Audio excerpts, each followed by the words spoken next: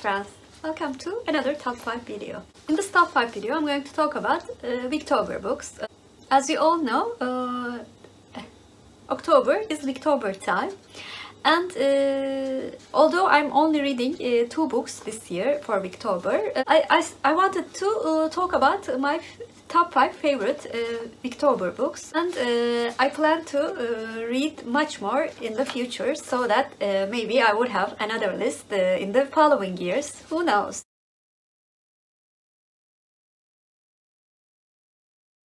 The book in the 5th place is The Strange Case of Dr. Jekyll and Mr. Hyde. It's a Gothic novella by Scottish author Robert Louis Stevenson. It was first published in 1886, and it is about a London legal practitioner named Gabriel John Utterson, who investigates strange occurrences between his old friend Dr. Henry Jekyll and the evil Edward Hyde. Knowledge's impact is such that it has become a part of the language, with the vernacular phrase Jekyll and Hyde, referring to persons with an unpredictably dual nature, outwardly good but sometimes shockingly evil. I was very pleasantly surprised while reading this book, because I thought Dr. Jekyll and Mr. Hyde was a horror book like we see in the movies. It's actually a very decent mystery book, and I also really enjoyed how the psychological bits fitted perfectly with the mysterious plot. And I have to admit, I wish that I did not know the mystery, so that I would be much more surprised when it all came out. But still, it's still a very, very good mystery, and it's also very short and very easy to read, so it's very accessible as well.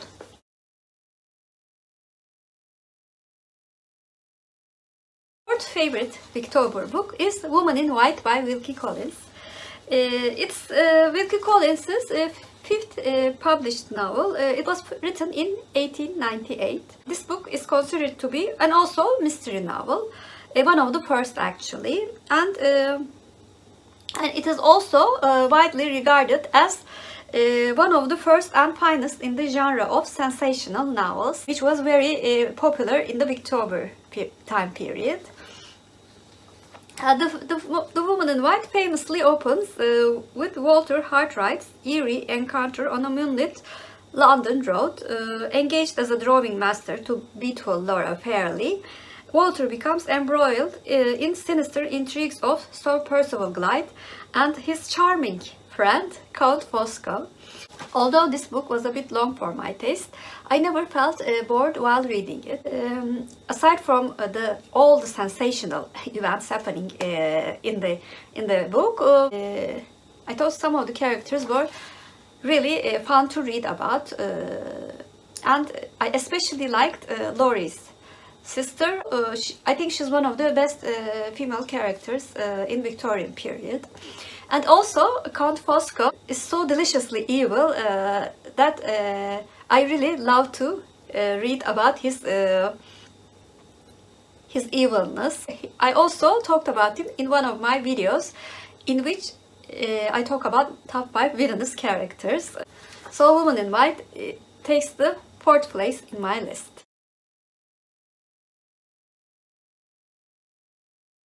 The 3rd book in the list is North and South by Elizabeth Gaskell. It is a social novel published in 1854, and the novel is set in the fictional industrial town of Milton in the north of England.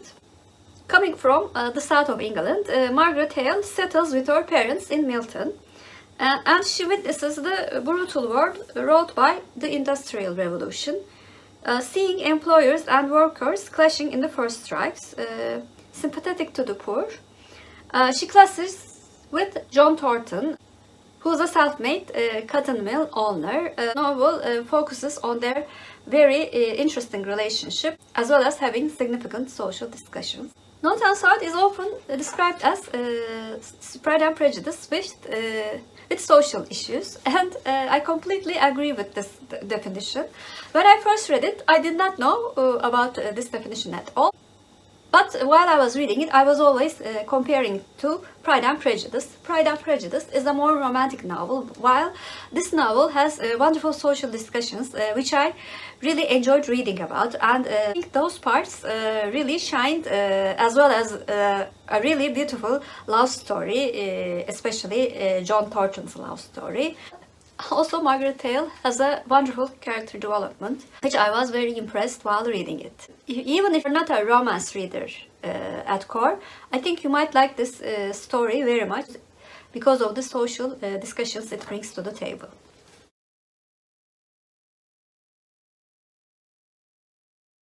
Second novel in the list is The Picture of Dorian Gray by Oscar Wilde. It is a Gothic and philosophical novel. Its publication was first completed in July 1890 issue of Lippincott's Monthly Magazine.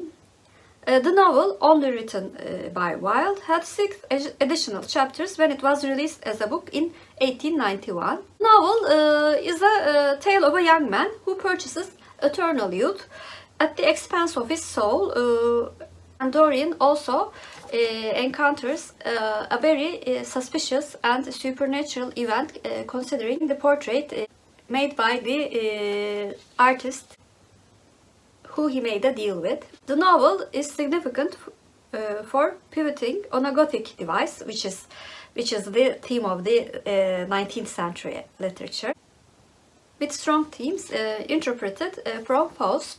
While I was reading this book, I had one of the most interesting reading experiences of my life, because I strongly disliked all of the characters and had sympathy for none of them. But I was fascinated by the story and how beautifully the story was told. And I really liked the strong symbolism of the contrast between somebody's physical appearance and inner soul. I could also understand why the characters have to be so unlikable, so that we would understand all of this symbolism.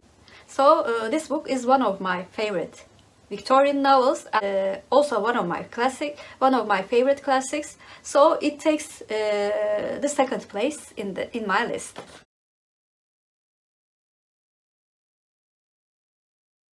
The book in the first place is no surprise if you have been following my channel for a while. It's Jane Eyre by Charlotte Bronte. This book was originally published as Jane Eyre, an autobiography. Charlotte Bronte actually published this book in the pen name of Currer Bell in 1847. The book follows the experiences of its heroine, Jane Eyre, of course, including her growth to adulthood and her love for Mr. Rochester, the brooding master of Thornfield Hall. There was a paragraph that I found in Wikipedia which I found very accurate, so I will read this paragraph. The book contains elements of social criticism with a strong sense of Christian morality at its core, and is considered by many to be ahead of its time because of Jane's individualistic character and how the novel approaches the topics of class, sexuality, religion, and feminism. It, along with Jane Austen's Pride and Prejudice, is one of the most famous romance novels of all time. I strongly agree with the first sentence. Well, I do not agree with the second sentence, actually. Although the classic can be considered as a romance novel, I do not think it has a very strong romantic plot. I find it mediocre at best, actually, but the character development of Jane and how she is the epitome of a strong woman really fascinates me. I also like the fact that she respects herself and knows her values so much, so that she does not give up her pride, her values, just for the sake of a man she loves dearly, actually. I love this book. I love Jane Eyre. Jane Eyre is my favorite heroine of all times. It's no wonder this book was in the first place. It's actually one of my 3 favorite novels of all times. So in summary, I can say that it's a long book, but it's so worth it. So those were my top 5 favorite Victorian novels. Please comment down below what is your favorite Victorian novel. And also, if you have read any of these books, what did you think about them? Did you like them as much as I did? If you're a new viewer, first of all, welcome. Please like and subscribe. Hope to see you very soon. Bye.